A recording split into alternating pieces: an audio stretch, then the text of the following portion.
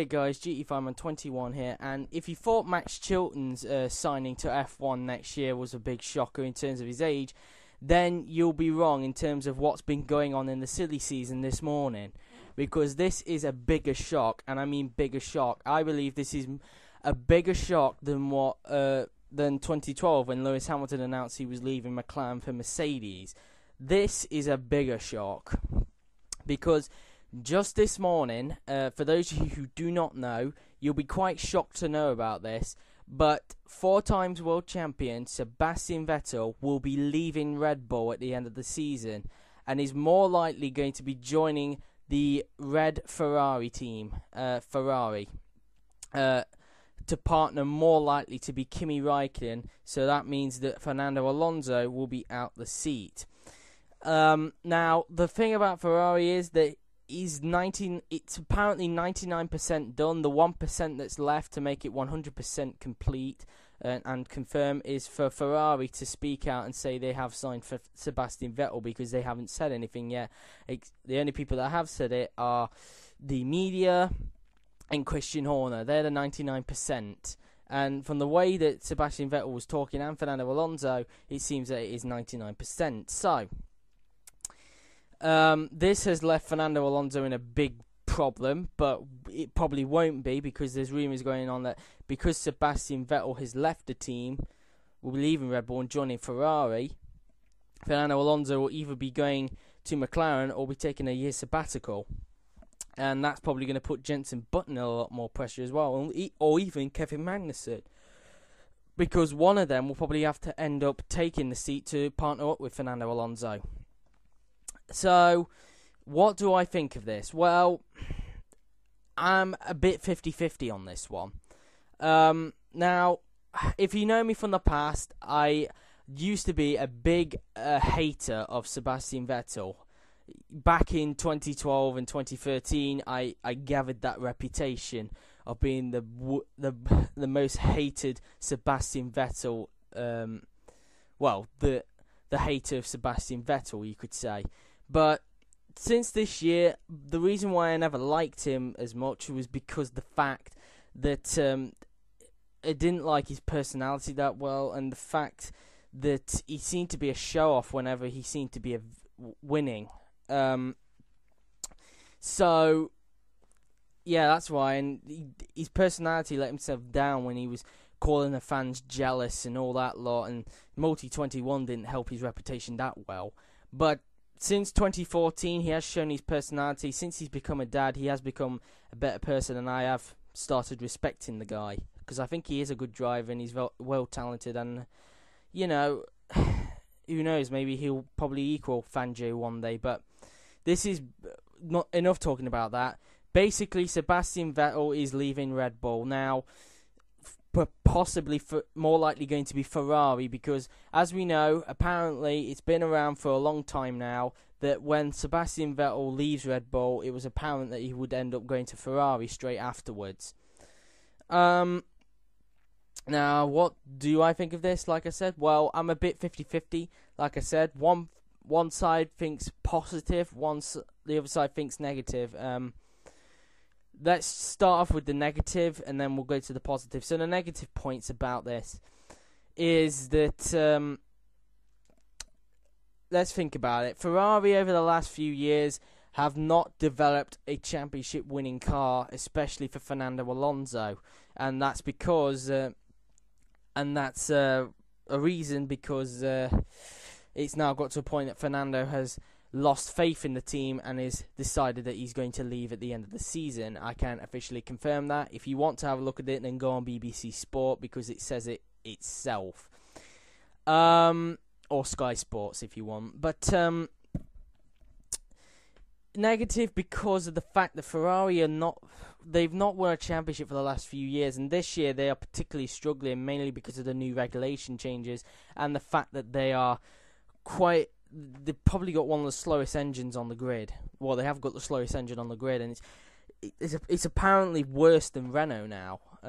It's quite close between them, but Ferrari are just the worst at the moment.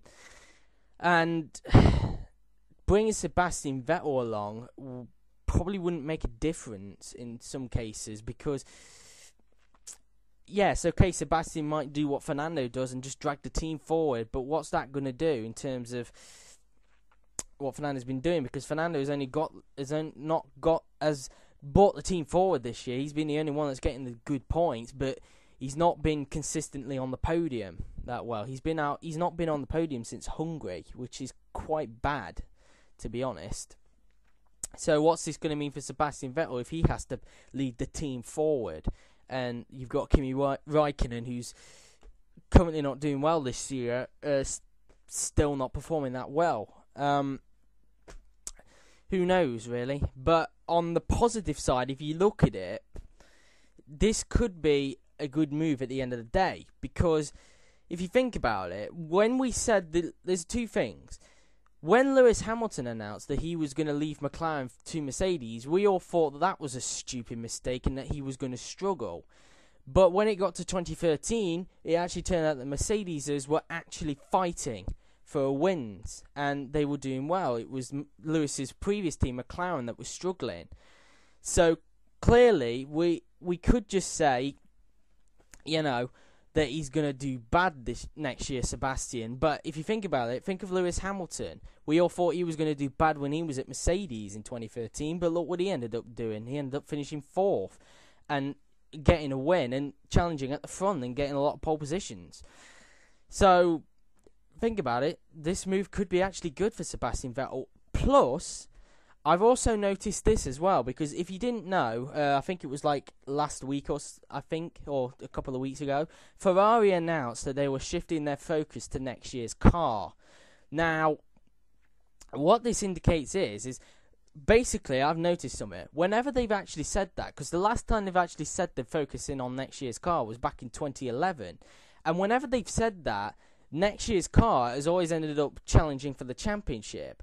So, could this be a great move for Sebastian Vettel? Only time will tell, but we'll see. Don't count out Ferrari just yet, because I think they can still challenge at some point. They just need to work out what's going on over there, because we know that Luca Di Montezemolo has left, and their team boss, Machiachi, doesn't know much about Formula 1. So, we'll see. But this has created a big path in the silly season. And after this video, actually, I am going to be putting my new predictions up. So, anyway,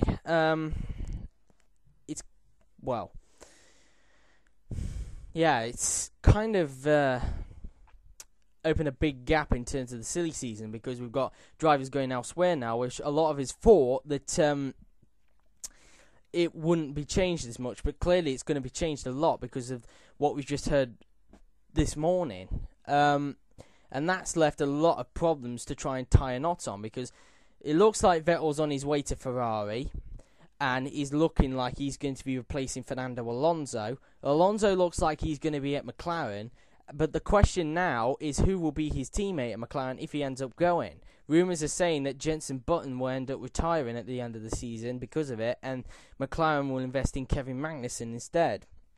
But other people are saying that, like Ron Dennis, he wants experience in his team. So other people are saying that they'll have two champions in the team again, and have two teams with two champions in them, which would be Ferrari and McLaren. But only time will tell. It's a hard one, because I personally am stuck here. I don't know who will get it. I could just favour Jenson Button here, but then if you look at Kevin Magnussen, I did say ages ago that he didn't deserve a chance, and maybe Oliver Turvey will take it. But since I've said that, from Belgium onwards, after the month break, he's actually performed really well. He's done super quick, and his start in Monza was unbelievable. So he has proved a point, clearly, that he can be a good driver. So I'm stuck on this one. It's either going to be Jenson or Kevin. If Kevin ends up taking the place, and there's only one more team that Jenson can really go to, and a lot of people don't know this, but if you look on GP Hub, which is a brilliant website in terms of predictions in the silly season, they've currently got one up for 2015 and 2016. you will notice that Jensen is actually rumoured to a move with Lotus. Well, that's what people claim is going. I don't know if that's actually up on GP Hub, but a lot of people who have been making predictions for 2015 have said that Jensen might end up going to Lotus. So we'll see. Either that, or he ends up taking a year sabbatical, or retire from the sport altogether, which I hope is not the case. But I really want Jensen to be in F1 next year because he is British at the end of the day. I think every Brit here will want him in the team next year.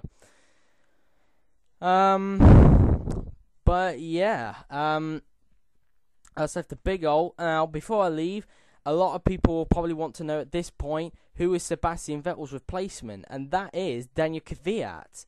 Kvyat, after spending a year at Toro Rosso, is going to be moving up to the Red Bull seat next year. After only a year. Wow. People are just saying that this is equally as shocking as Max Verstappen, because people think, well, he's not too young, but he's a bit inexperienced to handle a car like Red Bull, but he'll be fine, trust me. I'll say that with Max Verstappen as well. The pair of them will be fine next year, I assure you. You watch Max Verstappen in practice today, he was absolutely fantastic. It was only before his engine blew up. He was super quick. He actually managed 12th quickest, which was 2/10 behind Felipe Massa, which is unbelievable. So it looks like Max is going to be fine in a car, and I think Daniel will be fine in the Red Bull as well. Now, this has also left a pipeline in as well to who will replace Daniel at Toro Rosso. People are saying that Jean-Eric Vergne will get a second chance, but however, even Sky Sports and BBC have said it, the chances of that are very low at the moment. So instead, the person who's more likely going to get the drive is Carlos Sainz Jr. For those of you who don't know, Carlos Sainz Jr. is actually the son of, well, it says it in his name really, is the son of WRC legend Carlos Sainz Sr. So, yeah, he's been doing well in the Formula Renault 3.5, I think it's called. He's been doing well in that, and yeah, so, and I think he should do a good job as well. So Toro Rosso should end up having a young lineup. But that leaves, where's Jev going to go? I don't know. But I don't know. There's a lot of pockets to be filled in the silly season. But yeah, so let me know in the comments what you think of this story, because this was a big shocker, guys. No one expected it. But anyway, thank you very much for watching. I've been GT Farmer 21. After this video, I'll do my predictions. But until then, I've been GT Farmer 21, and I'll speak to you next time. Cheers.